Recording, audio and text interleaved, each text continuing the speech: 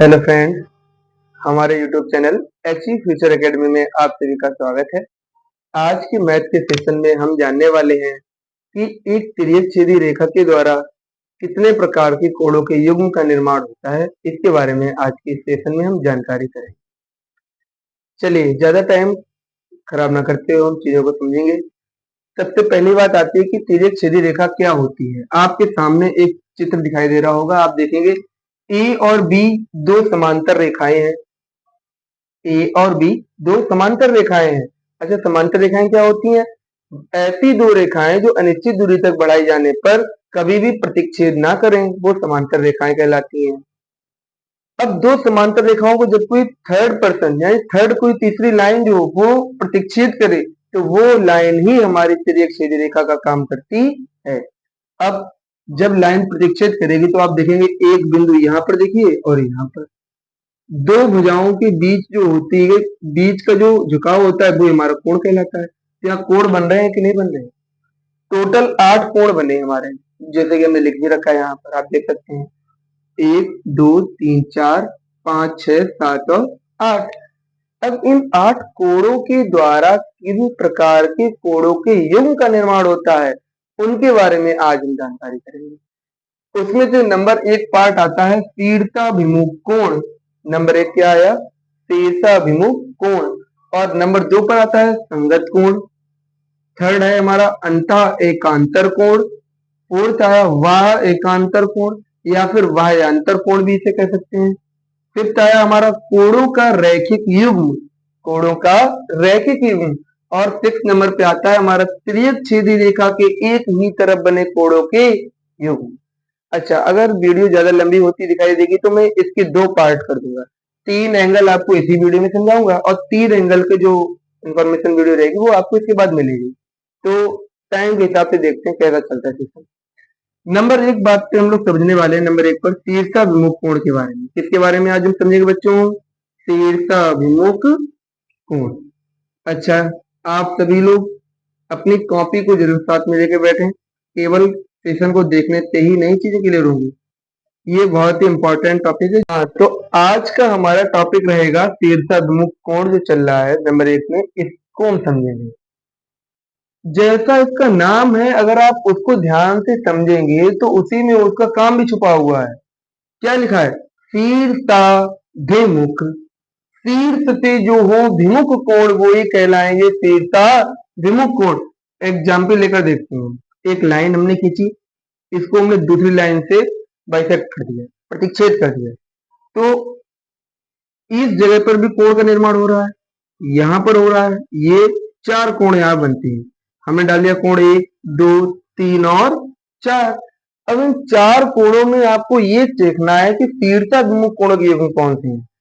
हमने ये बीच में पॉइंट ले लिया। शीर्ष पर 4 कोण बन रहे हैं, चारों कोणों में अपोजिट वाले जो एक साथ होंगे वो ही हमारे शीर्षाभिमुख कहलाएंगे। कोण 2 का अपोजिट एंगल कौन सा है बताइए? कोण 2 का अपोजिट एंगल कौन सा है, आप ही लोग बताएं। ये ऊपर की तरफ देखी जा रहा है, जस्ट इसके उल्टा करेंगे तो ये बिल्कुल सेम कोण नीचे की तरफ दिखाई दे रहा है कि नहीं दे रहा है? तो पहला में शीर्षाभिमुख कोण का युग्म इस वाले एग्जाम्पल के हिसाब से देखा तो कौन सा मिल गया? कोण 2 बराबर हो जाएगा कोण 4 के। शीर्षाभिमुख कोण के युग्म सदैव आपस में समान होते हैं। तो कोण 2 किसके बराबर हो गया? कोण 4 के। कोण 1 किसके बराबर हो जाएगा बताइए? किसके होगा? कोण 3 के बराबर हो जाएगा। वेरी गुड, बहुत बढ़िया। इस हिसाब से हम जानेंगे कि ये होते हैं शीर्षाभिमुख कोण। अब ज्यादा इसमें कुछ कठिन बात है नहीं। शीर्ष से जो अपोजिट हो वो शीर्षाभिमुख कोण होते हैं और शीर्षाभिमुख कोण जो होते हैं वो ऑलवेज इक्वल होते हैं, बस। अब हमारा जो मेन टारगेट था, ये वाले जो हमारा तिर्यक-छेदी रेखा वाला था कोण, इसमें शीर्षाभिमुख कोणों के युग्म कौन कौन से, उन्हें फटाफट से हम निकाल के लिख लेते हैं। तो हमारा जो मेन टारगेट है, जो हमारा चित्र था तिर्यक-छेदी रेखा वाला, इसमें शीर्षाभिमुख कोण के युग्म को ढूंढना। आइए देखें, ये हमारा चित्र है जिसे हमने वो बड़ा है छोटे में बना ले रहे। 1 2 3 और 4। पहले ये ऊपर वाले एंगल है, इनमें से निकालिए शीर्षाभिमुख कोण कौन से हैं। कोण 2 का शीर्षाभिमुख कोण कौन सा है? कोण 4 है। वो तो लिखा हुआ है हमारे पास में। कोण एक का शीर्षाभिमुख कोण भैया कौन सा है? कोण 3 है। ये भी हमारा देखिए यहाँ पे लिखा हुआ है। चलिए अब नीचे वाले एंगल को डाल लें। ये कौन सा एंगल है? कोण 5, ये 6 है, ये 7 है, ये कौन सा है? 8 है।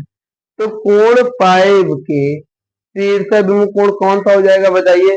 कोण 7 हो जाएगा। और कोण 6 के शीर्षाभिमुख कोण कौन सा हो जाएगा? कोण 8 हो जाएगा। कौन सा हो जाएगा? कोण 8 हो जाएगा। शीर्षाभिमुख कोण के बारे में हम लोग जान चुके हैं कि शीर्षाभिमुख कोण सर जी क्या है? जो शीर्ष से अपोजिट है वो शीर्षाभिमुख कोण कहलाते हैं। अब हमारी सेकेंड थिंग आती है, क्या समझेंगे हम? संगत कोण के बारे में। किसके बारे में सीखेंगे? संगत कोण के बारे में बच्चों हम जानने वाले हैं। संगत कोण क्या होता है जानिए।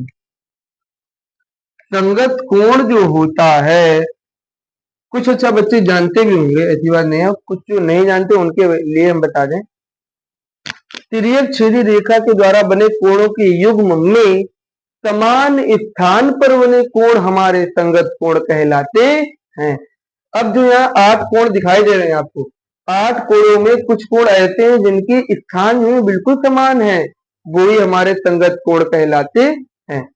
अब स्थान समान तो कैसे समझेंगे? अपनी आसानी के लिए हम इस चित्र को 2 हिस्सों में तोड़ लेंगे।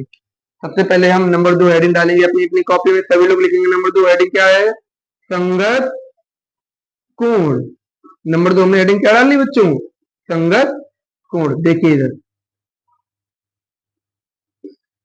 संगत कोण। अब इस चित्र को अगर हम बीच में से यहां से अगर ब्रेक कर ले तो कोई समस्या? अभी तोड़ रहे हैं, जोड़ देंगे भाई, अपने हाथ में है वो, तो क्या दिक्कत है? हमने इसको तोड़ा और ये देखिए 2 हिस्सों में बना लिया। ऊपर वाला ये हमारा लेफ्ट साइड में, नीचे वाला पार्ट हमारा राइट साइड में है। ये कोण 1, 2, 3, 4। इधर बताइए क्या नाम थे? बोलिए बोलिए। 5, 6, 7 और 8। ठीक है। अब देखो जरा, अब कितने आसानी से आप बता पाएंगे कि समान स्थान पर कौन सा कोण बन रहा है। अगर आप ध्यान से देखें, ये तिर्यक छेदी रेखा है। तिर्यक छेदी रेखा के हमारे सीधे हाथ की तरफ वाला पार्ट है वो राइट साइड है, लेफ्ट वाला है वो लेफ्ट साइड है। भाई इस लाइन के इधर राइट हो गया, इधर लेफ्ट हो गया, तो 2 कोण राइट साइड बन रहे हैं और 2 कोण लेफ्ट साइड बन रहे हैं। इसी प्रकार से यहाँ पर भी एक राइट साइड हो गया और इधर कौन सा हो गया? लेफ्ट वाला हमारा। ठीक। अब देखो राइट साइड पे तिर्यक छेदी रेखा में ऊपर की तरफ वाला एंगल कौन सा है? कोण 1। कोण 1 जो है वो हमारा सीधे हाथ की तरफ बन रहा है, राइट साइड बन रहा है और समांतर रेखा के ऊपर बन रहा है। बिल्कुल सेम यहाँ पर आ जाइए। तिर्यक छेदी रेखा के राइट साइड कौन सा कोण बन रहा है? 5। और तिर्यक छेदी और समांतर रेखा के ऊपर भी बन रहा है। तो कोण 1 का संगत कोण कौन सा हो जाएगा? कोण 5। तो ये दोनों कोण जो है, संगत कोण जो है वो आपस में इक्वल समान होते हैं। इसी प्रकार से आप देखेंगे कि कोण 2 जो है हमारा वो लेफ्ट साइड में ऊपर की तरफ है और इधर कोण 6 भी हमारा लेफ्ट साइड में ऊपर की तरफ है। तो कोण 2 का संगत कोण क्या हो जाएगा? कोण 6 हो जाएगा सर जी। अब कोण 3 का हम नहीं बताएंगे, आप लोगों को बताना है। तुरंत अभी के अभी कमेंट बॉक्स में जाइए और कोण 3 का संगत कोण क्या होगा वो आपको ही खुद ही बताना है। मैं इसके लिए यहाँ जगह छोड़ दे रहा हूँ भाई, ये आपको यहाँ पे बॉक्स में फिल करनी है कि कोण 3 का संगत कोण क्या हो जाएगा। केवल आपको ये देखना है कोण 3 लेफ्ट साइड है कि राइट साइड है? सर जी लेफ्ट साइड है। समांतर रेखा के ऊपर है कि नीचे? नीचे है। अब इधर जो कोण समांतर रेखा के नीचे और लेफ्ट साइड हो वही 3 का संगत हो जाएगा। खुद आप लोग निकालें और यहाँ पे फिल करें। अब कोण 4 का संगत कोण हमारा यहाँ पर कौन सा हो जाएगा बच्चों? कोण 8 हो जाएगा। क्या हो जाएगा? कोण 8। तो सभी की बात समझ में आ गई, संगत कोण क्या होता है। अब हम यहाँ डेफिनेशन लिखेंगे नहीं, हम बोले दे रहे, जो बच्चे नोट्स बना रहे होंगे वो अपना लिख सकते हैं। संगत कोण क्या होते हैं? तिर्यक छेदी रेखा के द्वारा समान स्थान पर बने कोण ही संगत कोण कहलाते हैं और संगत कोण के मान सदैव आपस में बराबर होते हैं। ठीक बच्चों, इसी संग हमारा थर्ड पॉइंट आता है क्या? अंतः एकांतर कोण। अब अंतः एकांतर कोण को समझने के लिए आपको सबसे पहले ये जानना जरूरी है कि अंतः कोण कौन से होते हैं। अगर आप ये ही नहीं जानोगे कि भाई अंतः कोण कौन से हैं, तो कैसे आप बता पाओगे कि अंतः एकांतर कोण कौन से होते हैं? बताइए, देखेंगे, समझेंगे। इधर हमारा ये चित्र अभी हमने भाई ब्रेक किया था, अब हम इसे जोड़े ले रहे हैं, वो तो अपनी बात है। अब देखिए अंतः कोण क्या होते हैं। सबसे पहले अपनी अपनी नोटबुक में जहां आप नोट्स बना रहे हैं हेडिंग डालिए, थर्ड, अंतः एकांतर कोण। अंतः एकांतर कोण। राइटिंग पे नहीं जाएंगे, राइटिंग गड़बड़ भी हो सकती है। मैं टीचर की राइटिंग अक्सर कर ज्यादा अच्छी नहीं होती है, उसी प्रकार से मेरी भी अच्छी नहीं है। ठीक है, चलिए देखिए अंतः एकांतर कोण पे आते हैं। अंतः एकांतर कोण हमारा क्या है? हमारी जो दो समांतर रेखाएं थी ए और बी, अंतः माने अंदर की तरफ बने कोण जो होते हैं वो ही हमारे अंतः कोण कहलाते हैं।